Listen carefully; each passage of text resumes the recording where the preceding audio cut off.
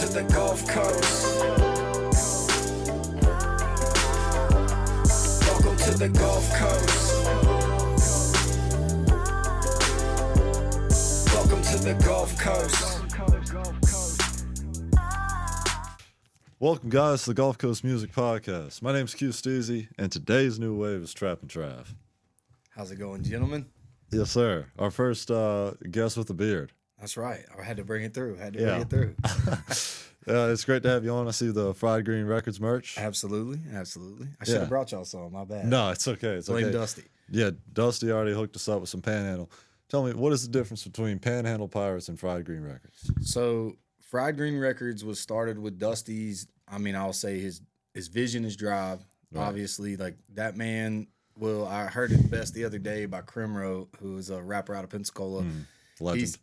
He said, he goes, you spend enough time around Dusty, you feel like you ain't doing enough. So Dusty just has a drive and ambition and just really wants to get stuff off the ground. So when he first contacted me about Fried Green Records, he was, very, pushing me to finish my tape, my first album. And once he did so, he was like, I'd like for you to release it under Fried Green Records. And I was like, I'd have it no other way. Right. And he just really does a good job of putting spotlight on, kind of like yourself, on the Gulf Coast, making sure we keep that commodity alive. Right. And so when it was at one point in time, it was just me and him, and how it's grown to now me, him, Trey, which makes up the Panhandle Pirates. So me, him, and Trey are the trio that make up Panhandle Pirates.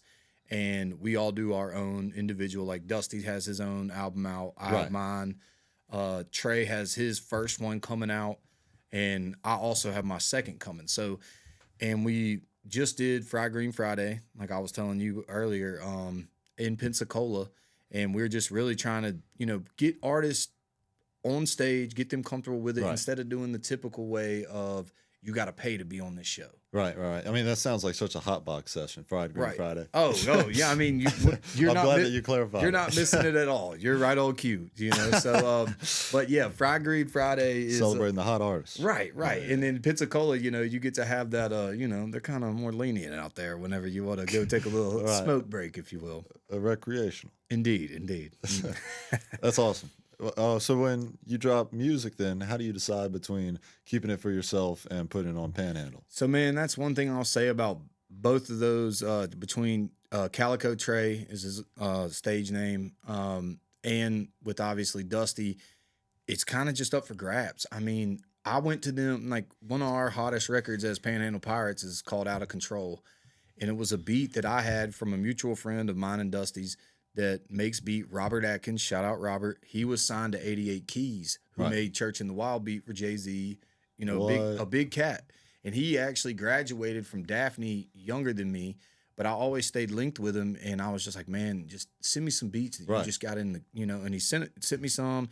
And, you always kind of find inspiration. I heard J. Cole talk about like how like one of his most recent albums, it was a beat he had sitting in the, sitting forever, and then he finally came through and was like, yeah, I'm gonna do something to it.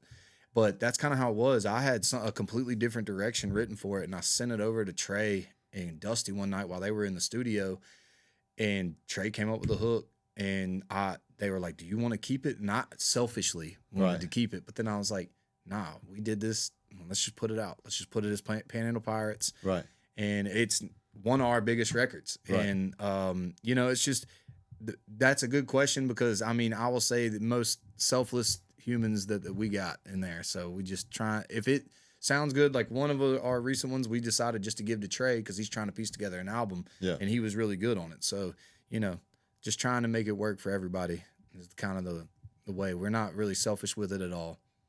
Nice. Man, yeah, that seems like a lot of moving parts for a song. Oh, man, it's... Is that standard? No, I mean, man, what is crazy about it is how many times Trey especially is so unique because he can sing, and it's kind of something that I heard he's great with the hooks. Right, and so they call him Hookman Jones. But he Captain can, Hook. Yeah, he can literally come up with a hook, and like that's one thing that is just as an artist, I always used to say, I actually stole this from Dusty, but you give an artist a blank page. Like I may have an idea for a song, but if I don't really know, if I'm not sold, this is how this song needs to sound. Right. I'll just give you the beat. Right. You tell me what you come up with. If I'm not 100% feeling it or we talk it out, then I'll show you my idea. Now, if I've already got the whole layout and all I need is you to sing a hook, that's different. But I was just I wasn't satisfied with the song. Send it over to them. They send it back to me, just a live recording. Like they just are doing it off their phone. Send it back. I write a verse, send it back to them. Then they recorded it live in there, send it back to me, and then we just knocked it out. But you're right. A lot of moving parts all the time, especially Right. with 3 people, you know. So, Yeah. Y'all are treating it like a business deal. Like Right. sending emails back and forth and finally came to an agreement on a good song. Absolutely. Absolutely. Let's see. When you were in Tuscaloosa, were you into music at all, or when did it actually hit you? So yeah, I had actually done at the time one of my biggest songs was called California Dreamin'. It was a remix to a Nice. Kid Ink beat from the Mama and the Papa sample. And a buddy of mine had hit me up. I was in between leaving Tuscaloosa and living in California. I was on a farm out there, and whenever I A was farm in Cali, or yeah, a farm in Cali. And so, and whenever I had left school, basically, like I was telling you, I kind of just dropped out and I was just like, didn't really know what I wanted to do. I was running a restaurant and bar. And then I was like, I'm going to go out west and dabble with this for a little bit. And then I got hit up and I was still kind of playing with music. Dusty had actually sent me a song to get on. And then I did this one by myself. And then it was like, at the time, my biggest song, I think I got like 5,000 views on YouTube, right? something like that. So it kind of put me on the map. And then when I moved to Denver I moved to Cali first, I moved to Tuscaloosa from California again. And then I went back out to Cali. I got linked with like some random DJs that I met out there and basically just started working with them. And they were like, they hear me rap and they first off were like, can't believe you're white. And then get in there, especially like my name's Travis from Alabama, and they expect I walk in with like a cowboy hat or like a big belt buckle or something. But anyways, nah, man, just started kind of digging in deeper. And then I'll always say Dusty just kept motivating, kept pushing me. Really? Like he stayed on me, like, don't give up on this. And which I'm so appreciative of, because honestly, without Dusty, I feel like my music. There's no spring training. Right. 100%. 100% on that. I mean, Yeah. he stayed on me hard, and he loved Pause. that I stayed. Yeah. Thank you for that. I was like, I thought you said boss for a second, and then I was like, no, that ain't what he said. But yeah, he stayed with me. Right. But he just pushed me, man. And basically, whenever I told him that I pretty much had it orchestrated of what I wanted, then we put out spring training, and I mean, I think we had like 45,000 streams. And yeah, dude, that's a milestone right there. Man, it was just like how I will have to say, like how the Gulf Coast just embraced it from Pensacola to Mobile. Like my Mobile ties, like I have an older brother that put me kind of in the game with like always sitting around freestyling, listening to Texas music. Right. Like, always were on like the Texas, like Zero, Chamillionaire. I mean, all of them, the whole Screwed Up Clique and Swisher House, but just always with that. And that's just what Dusty, like why I feel like we shout out 251, why we shout out 850 and all this Gulf Coast stuff, because I mean, it really is, like I never thought that I'd ride around and like being at a gas station hearing somebody play my song. That's a good feeling. And it's a great feeling. So yeah, it's kind of crazy. Oh man. Well, what's it like when you walk up and you're like, "Hey guys, thank you for playing my music." Yeah, no, man. Like, I remember that interaction at the gas station. They tripped out. They were like, "Wait, you're him?" No. And like, so some of them, like I met one guy that was listening to my songs, and he solely recognized me because I was wearing a fried green. Right. And he was like, "Man," and I was like, he didn't recognize my face. And then I started talking to him. And he's like, "Wait, are you Trappin Trav?" And I was like, "I actually am." And he's like, "Holy shit, man, I got you in the whip right now." And I was like, "That's awesome." But he actually worked with my brother, and like small world, man, like small world. But that's something even like Crimro was speaking on at That's the show recently, is just keeping that camaraderie alive and Right. keeping what we have. It's special. I mean, we embrace the South. I mean, we embrace all the South with it, like with music, period. I mean, like from Texas all the way down to Florida, and then obviously Georgia and things like that. Yeah, absolutely. I once it was like maybe 2 years ago, I made a song, and for the college, the Spring Hill's a tight knit school, so Right. all the students know each other. And somehow some students were playing my song at the same time I was walking down the stairs, and they were a different type of fried. And Right. they, I kind of walked down there. They just didn't even make the connection between the song and me. Right. They were so stoned, Oh yeah, that happens. I was like, "Hey guys," and they were like, "What's up?" Yeah, they were feeling good. They were feeling good. Yeah. Let's see. Well, how did you meet Dusty? So, funny story. All right, so Dusty went to my rival high school, and it got out that two white rappers. They kind of Natural beef. right. So they like tried to pin us together against each other, I guess, and it was like so funny because me and Dusty never felt that way towards each other. Like I Did had you heard guys some know of each other before high school? through baseball, like we knew each other's names. He Yes. played baseball, I played baseball, so we kind of knew of each other, but like never, Yeah. I also had mutual friends with the guy. So I'm Right. like, I don't know who, why. And then the first time we really chopped it up was at Moe's Barbecue in Daphne. At night it would turn into a bar. Right. And he comes up there and we recognize each other. We just introduce, it's like whatever. And our mutual friends are like, yeah, y'all need to do a song, blah, blah, blah. And then we sit there and, we fry Green Friday in the whip. And then we just sit there and just spit. We just freestyle back and forth for probably, at least the whole Swisher worth. So, A Swisher's worth for yeah, so we just sat That's there funny. and then chopped it up, and that's kind of how it all happened. And we stayed in touch. Like I can genuinely say, I stayed in touch with the man through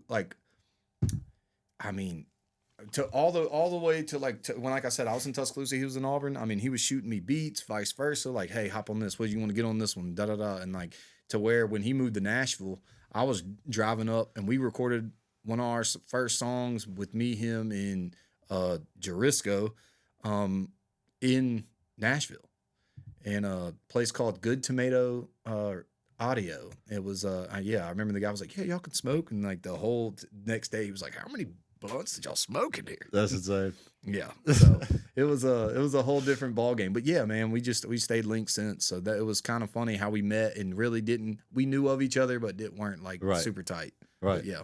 Yeah, there were no diss tracks in high school. No, we never fired.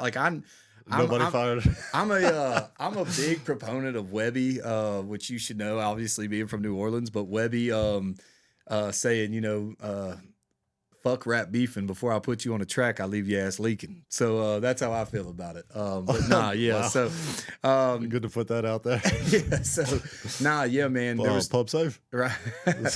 So there was no beef between me and Dusty at all, man. It was just good. No, it was funny. That joke right there, I wish more people had heard. At the concert this past weekend, there was just some drunk kid walking past me, and he was walking away from the stage, and somebody on stage, one of the performing acts, was said something that had to do with killing or murder or something, just in a joking way, and this kid just kind of drunkenly walking, and I was just watching the concert, and he had heard it. He was like, "Pub safe." It just kept walking, and I was so weak, and I just looked around to see if anybody caught it. It was so funny. He said pub safe. He was like as if Pub Safe should have heard that and done Right. something about it, Okay, got it. Yeah, the kid was like, "I'm gonna kill you guys tonight." And he was like, "Pub Safe." Yeah, That's funny. I'm gonna steal that from you. yeah, Pub Safe. What went into making spring training? So the idea behind spring training was obviously as I mentioned, I went to California. I dabble with the hustling life, obviously, for a lot. Hence the name Trappin Trav. It came a lot from Project Pat. And I went by Gotcha. Trap just normally, but obviously you can't. Everybody probably Trap. calls the name Trap. If I did recording stuff. So Dusty was like, just stick with Trappin Trav. And honestly, it's paying homage to Project Pat. I grew up on 3-6 Mafia and all that, like I said, the South in general. Yeah. When people ask me who my Jay-Z is, to me, it's Jeezy. I don't have it's not a knock on I know a lot of Jay-Z lyrics. Have you seen Jeezy's NPR radio performance? Yes. Bro. Yeah.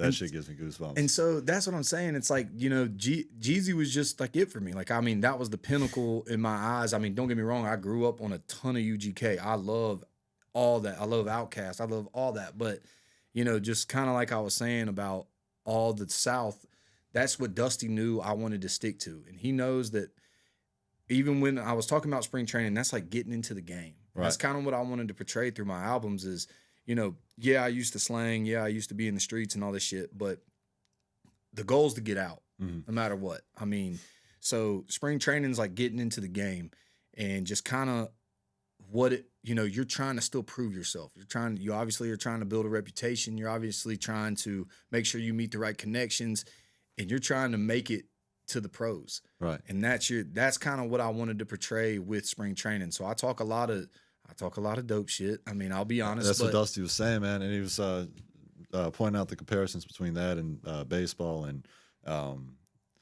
just the connotations, but also not to cut you off, but no, yeah, you're good. And there are many like baseball, like rap punchlines, right, in baseball that like work really well with absolutely, rap, you know. absolutely. And I imagine also there's probably some dope references that are kind of same words used in baseball. Oh yeah, and that was even like with Crimro, the song "Suicide Squeeze." I mean, I even don't let Crimro lie to you. He even asked me later, he's like, "Where the hell did this go?" I was like, "Suicide Squeeze is like when you got a runner on third, Right. and you're trying to lay down a bunt and get them home. So we're trying to get the pack home." And that's if you listen to what we're saying in the song, he didn't even realize how hard he was going to the topic because he smokes it. I mean, bro smokes it. I mean, he literally, he's like, he also smoked it. Oh yeah. And so, you know, it's like, he was like, I never knew that's what you were getting at. I was like, man, I mean, I know. And that's the other thing is like a lot of people take me as just a dope boy rapper at face value, but I'm telling you, like, it's not like one of my favorite lines from Jeezy. You say I ain't lyrical. You think I'm trying to impress you bitches. If hating was a crime, they'd arrest you bitches. That's how I feel. I'm telling, like, Boosie, same way. I made a lot of mad songs, made a lot of sad songs, but I ain't never made a bad song. Because that's how I feel. Like, I feel like if you really are listening to what I'm saying, it goes deeper than the beat making you bounce. And I get it. There's certain moods you want to listen to a song. I'm 100% with you. I get that tenfold. If there's girls in the car, you're going to play something different than if it's you and your boys. I 100% understand. But if you listen to what I'm saying, and especially once the evolution, like especially when Opening Day drops, you'll see that the transition to what I'm getting to is to slowly teach these kids, and I say kids because half these cats are younger than me now, but to get out the game. Because you don't have to do it like that no more. Like nowadays, you can get paid sitting at home on a computer. Right. You know what I mean? So the dope game ain't what it was, man. It's not. You don't have to burn the interstate up like we were doing. You don't have to burn up the mail like we were doing. You don't have to do all this dumb shit just because, you know. Burn up the mail. So like the mail got burned up quick. So like people used to ship dope. So like, you know, like back in the day, it was like turkey bags. Turkey bags don't even vacuum seal. They're like, you just wrap the shit up. Like I remember these old heads in California, like, oh, you know, they're like, we're sending it to Mobile, Alabama. That's fine. I'm like, no, dummy. These guys want to bust it. But anyways, they were just putting them in turkey bags. Then it evolutionized to vacuum seals with x-ray paper, and I can go on and on. But yeah, like basically it was the mail. And you could put all your faith in the mail. Like it didn't matter. Like you could bang out, you know, 10, 20 packs a month, and you may have like one hiccup. You know, one didn't land. Whatever.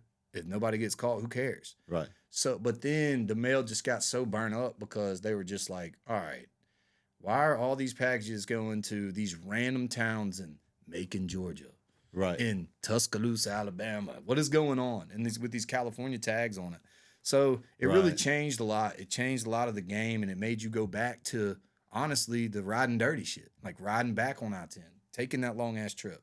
Because what long trip? Like all the way to Cali? All the way to Cali. But like originally our plug was straight out of like Florida. Like, so we were getting a lot of stuff from Florida, being from where we're at. Like, I mean, we could go to Gainesville. Like in one of my songs, like my intro. Is it legal in Florida now? It is. It's medical now. Gotcha. So it's not as bad. But like, I mean, the thing is about Florida is like all these cats we knew down there, man, they just had plugs. Like it was so different than here where these old heads were trying to bust your head open.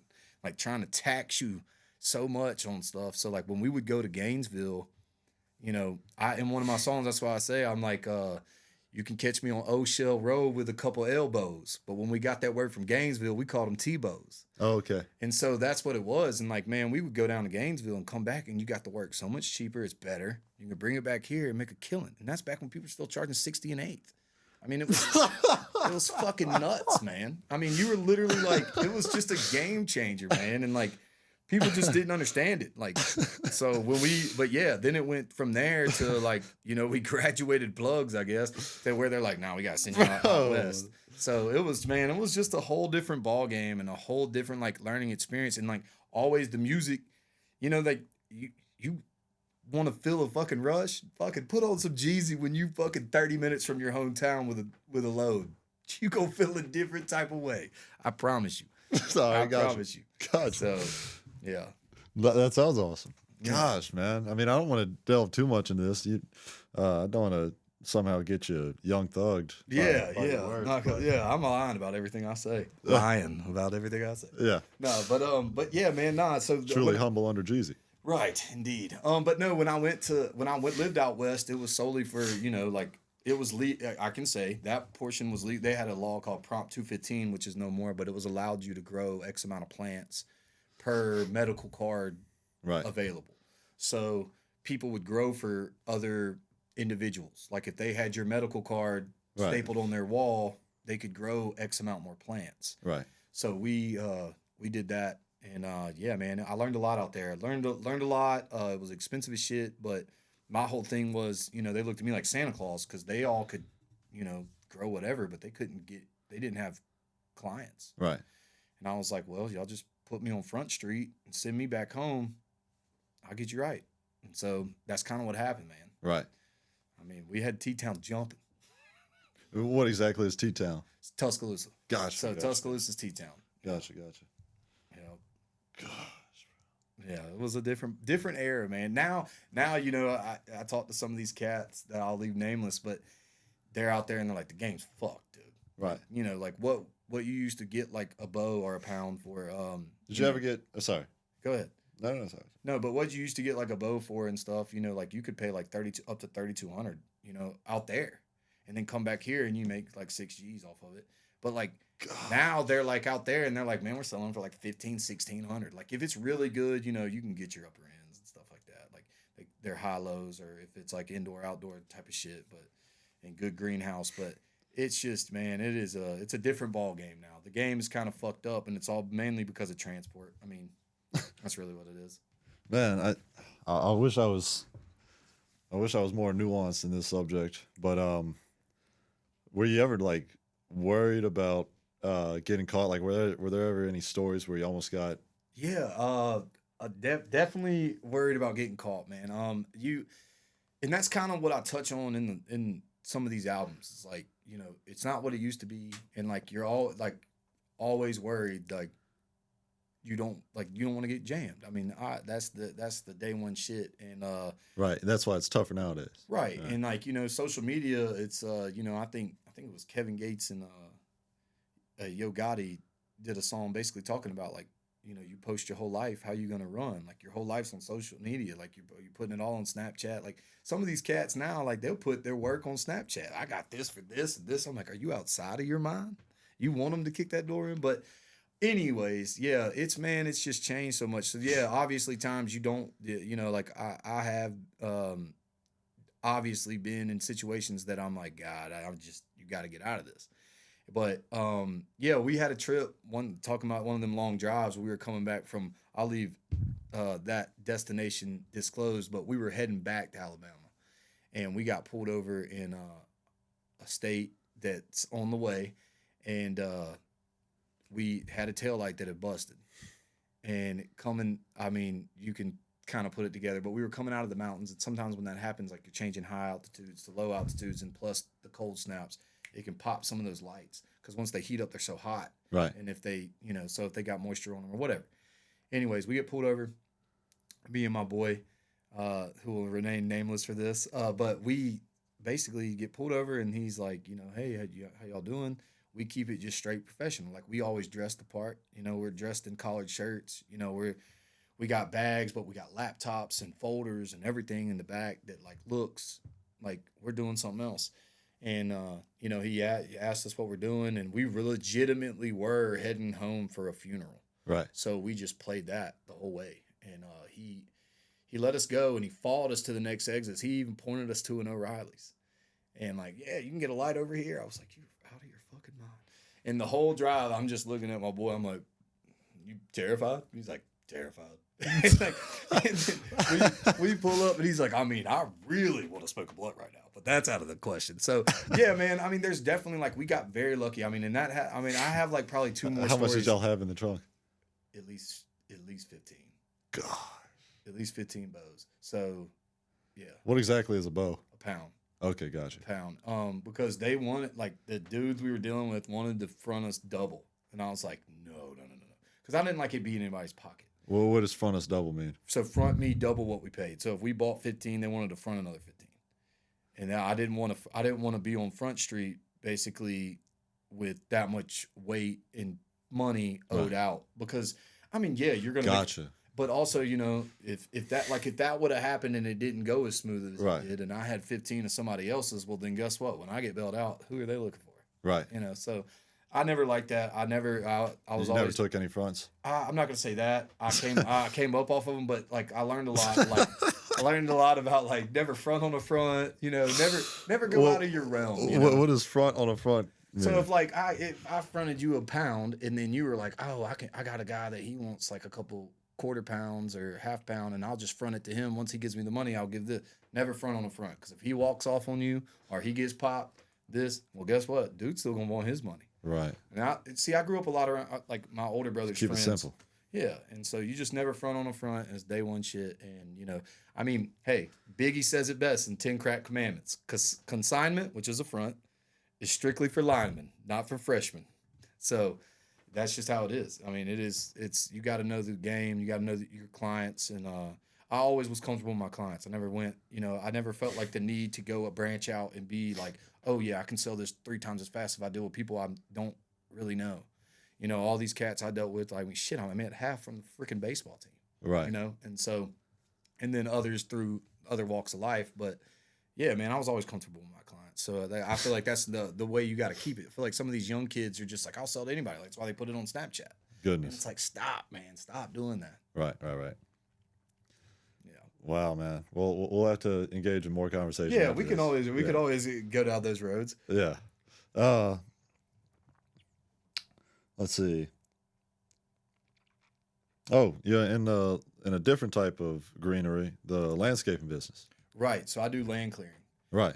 So me and my partner Charles, who is also on some of those dumb rides with me, but he was in Auburn, moved to Tuscaloosa.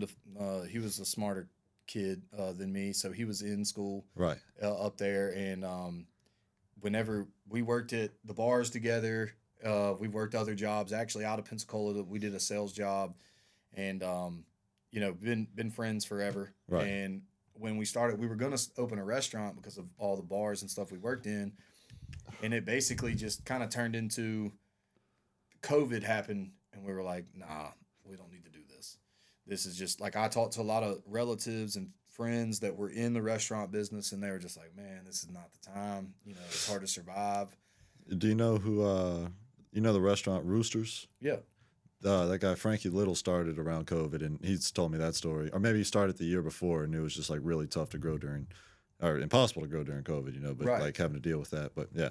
No, yeah, but you're spot on. I mean, it was just like a whole different, you know, era, obviously. And I just kind of was like, hey, we're going to stay away from this. And then I said, let's just go with what we know. So we know equipment, and I was just like, look, we can make money. Debris removal is kind of how we thought of it, because all the hurricanes that happen around, and which, you know, from New Orleans and, you know, this area. And I was like, but, you know, at the end of the day, we can keep it. And we're on, I think, year 4 or 5 now, steadily moving and growing. So, I mean, it's been a blessing, and trying to rock and roll with that. Man. Just taking the hustle to another level. I mean, just something different. That's like I preach on, getting out of the game. If you can hustle and do that dumb shit, you can do this shit too. So. Yeah, absolutely. Although landscaping is one of the toughest fields in my opinion. Oh, well, it's so diluted, especially around here. What do you mean diluted? There's so many people that do it. I mean, there's so many saturated, people that, saturated. It's just, that's a better word, not diluted. But yeah, so I just feel like, you know, with what we do, I don't like we're not like cutting grass. We're doing like if you bought a lot and you need it cleared, we're coming in taking out all the trees, all the stumps, everything, and we're clearing it down. If you want it mulched, we can do that. Our you know, driveways, we can do whatever really. But Gotcha. main thing we do is clearing. So we clear the land and just get it like prepped for a building or a home. Right. Yeah. Gotcha. And is that like, I mean, that takes a little more expertise than. Right. Absolutely. How'd you gain that expertise? So I mean, man, really just like false confidence. Nah, but we would just I mean, when we bought the machine, I was like, hey, I've driven them before because I did construction when I was so like when I was in community college at what was called Faulkner. Now I can't remember what it's called. Did you know a 4 and Freddie or 4 and Freddie? I did not. He played basketball at Faulkner. Okay. Now I mean maybe if I saw him, but yeah, I'll show you a picture after. 10-4. But yeah, so we basically I did construction and his dad got him in construction and he built Circle K gas stations. And so we used to lay tile for his dad at these gas stations, used to do whatever they told us to do. And as a kid, you know, like especially like 16, 17 years old, and we would make $1 a square foot. Well, some of these Circle Ks were like 3,000 square foot. So you're making $3,000 in like 3 days as like a 17-year-old, and which was honestly terrible because then we were like, think about all we can buy with this and drive it back. No, but so that was our dumb mentalities. But yeah, man, that's kind of how it started. And we just once, like I said, when COVID happened and we knew the restaurant was dead, I was just like, man, we got to just make something else shape. We have the knowledge to make it happen. So really, it's the same thing with anything nowadays. It's just the promotion. Like we finally are now getting leads. We're finally now getting like people are calling us left and right. People are hitting us up off Instagram and or Yelp or Google. So yeah, I mean it's with any hustle with nowadays. I mean social media it's a beast. Absolutely. Well, this goes out to you and anybody else that's interested. If you want to promote through our page, we can work out something. Absolutely. Yeah, I saw where y'all were talking about sponsors and stuff, and that's what I was going to speak to you about after. Cool. Absolutely. But yeah, that's well, where do you see yourself at now in your career? I know opening day is coming out soon. Right. So man, the goal with opening day is just really take it up a notch. With kind of like putting the ball in my court of pushing it harder this year. Like I said, spring training did numbers, and that we really, I mean, as Dusty will tell you, we did the bare minimum. We put it out. We did a few things. I didn't do a single music video. I didn't. Wow. Yeah. So like that album cover's hard though, bro. I appreciate it. How many takes did that take? Man, you ain't gonna believe. I probably God only knows. Really? Like just because my old lady took it too, so she like was just following me around, and I finally took one, and I was like, she even says she's like, that's the one. I'm like, you ain't lying. So, but yeah, man, just really pushing like opening day heavy, and wait, are you talking about opening day cover? Spring training. Okay, yeah. But yeah, so I was right. But just really pushing an opening day to get it going and checking out different avenues, whether it's music videos.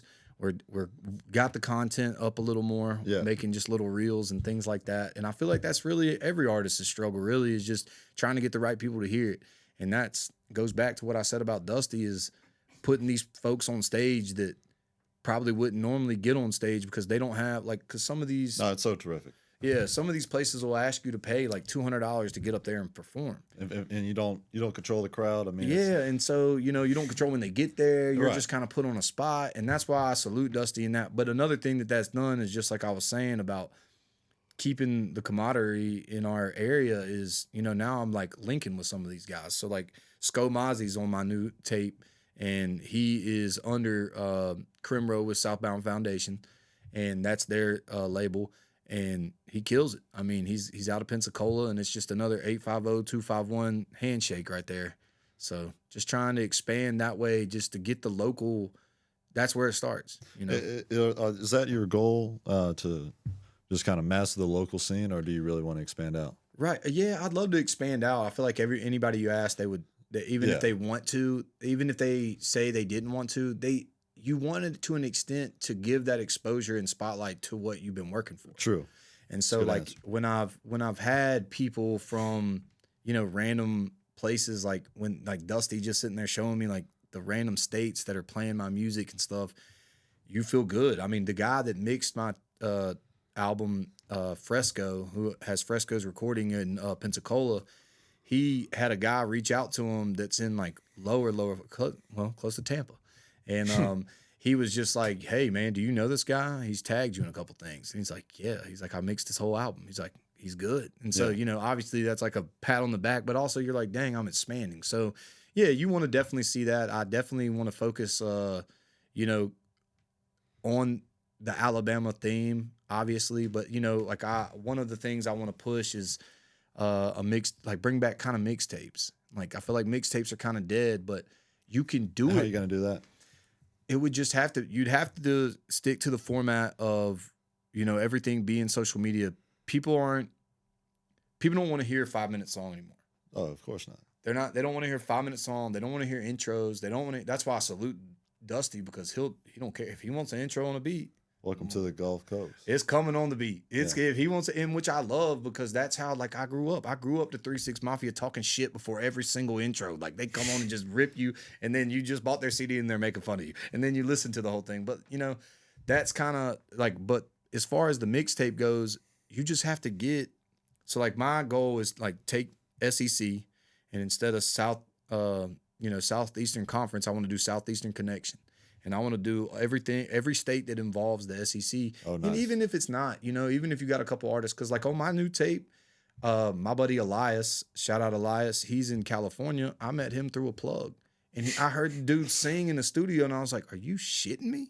I was like, this cat can sing like Chris Brown? And it was amazing. And, I messaged him, and I was like, look, dude, and it was kind of the ones, like I said, I'd already wrote I had a hook if he didn't want to sing it, and I can carry a tune. I can't sing like Trey and stuff, but I sent it to him, and he sent it back, and he just fire. And so it's, I'm excited to get to work like that. But yeah, bringing back the mixtape scene, I feel like we'll kind of, especially because like I said, like that Texas music hit this area, the Gulf Coast, because we felt it so hard. That Boosie wave hit this area so hard. That Gucci mixtape wave. I mean, you couldn't go to a single gas station and wasn't a single person in there not buying Rillos with their windows down, bumping Gucci, Gotti, UGK, Zero, Flip, Chameleonaire, whoever. I mean, it was just like that wave all hit at once. And like, I just think that, and they all worked with each other. If you think about it, like all those artists I named, they've all kind of linked in some way, shape, or form. So it's just, I want to kind of bring that back. I feel like a lot of artists are on that lookout for themselves shit right now. And I feel it to an extent, but at the end of the day, you can get a lot from somebody else's clientele. If they hear me on a song and they're like, who is that cat? And they look me up and vice versa. Like, so I mean, I can't tell you how many of my buddies, and not like Crimro needed my help. He did me a favor getting on that song, my last tape, but how many of my buddies I look and see that follow him now, and he's like, man, nothing but salute. He's like, I appreciate it. So yeah, just try and get that rolling. And that's kind of what the goal is for opening days. Just push it more, get more even local stuff involved, since it is baseball related, maybe shooting some Jag games, something like that. And just putting like highlight reels to it with the music in the background, something like that. I really respect that, man. I really respect that ambition and inspiration. And yeah, get some highlight reels, show people what they can do with your music. Right, man. And it's like, I mentioned a lot of Mobile stuff in my tape, and along with 251 and the Gulf Coast in general. Like I mentioned Pensacola a lot. I used to work there. I mean, knew it a lot. And then obviously now I do all my recording there and work with a bunch of artists out of there. So it's nothing but love. Yeah. They're just like us on the Gulf Coast. So yeah, man. Yeah. Awesome. My last question is for spring training and this baseball chronology. How did you kind of conceptualize that? I know Dusty helped you out a little bit. But yeah, how did you just? Well, to be honest, and I know a lot of, he's catching a lot of heat right now. So but how Kanye did his albums of kind of Graduation and all that stuff, like how he did his, I was always like, man, I just think that would be so clean. Right. And as much as I've mentioned Yo Gotti, I think 3 times tonight, but he just did Cocaine Music 1, Cocaine Music 2, and I never like wanted to do that, and like which I can't hate. I mean, Lil Wayne's one of my favorite artists, and he's got Carter now. He's about to drop 6 or something. So definitely streaming that boy. But yeah, so he's the GOAT, but my GOAT for sure. Like, likewise. But anyways, but I I always toyed with the spring training idea because it was like getting in the game, and I never really thought of taking it the next. But as soon as I mentioned it to DeLuna when we were sitting in the booth, and I said, he was like, "What would your next tape be?" Like, this is like while we're sitting back, just enjoying spring training, like listening to it, thinking of what we were gonna change, stuff like that. He's like, what would it be? And I was like, man, I just think opening day. And he just did the turned and looked at me, and I was just like, he goes, "That's it." And I was like, all right, well, yeah, we're on the same page, man. So yeah, that's really how it transpired. And it just kind of, like I told him, because then you just have so much free, like, leeway. You can The chair swivel is how you know you got to get oh yeah. He turned. I was sitting directly behind him, and in his old spot. Yeah. So yeah, man, it was the Swisher swivel. That's right. That's right. But yeah, man, we made it happen there. And I just said, from there, you can either do like all-star break or postseason or whatever. Cause the whole, like I said, the whole goal is to get out the game. Yeah. And that's kind of what, instead of being forced to do it in one album, of talking you to getting in, doing it and getting out, you have all these albums that kind of can put it together, and you'll hear the difference. I mean, in opening day, I referenced Tuscaloosa a lot. I mean, that's when I was knee deep in it. So, I mean, I was in the game. Like, I was, it's what I did. So, yeah, good question. I appreciate that question also. So yeah, I really think that opening day will kind of shed some light on kind of where I'm going with it. Cause I still make references to getting out. Yeah. Like, even in the heart of those Dope Boy songs, maybe not all of them, cause some of them are just dedicated to it. But yeah. All-Star Weekend's going to be a fun one, man. Yeah. Thank you so much, Trav. Absolutely, big dog. I appreciate you having me. Thank you guys for tuning in to another episode on the Gulf Coast Music Channel. We'll see you guys in the next one. Go stream Trappin Trav on all platforms and stay tuned for his upcoming project opening day. Welcome to the Gulf Coast. Welcome to the Gulf Coast. Welcome to the Gulf Coast.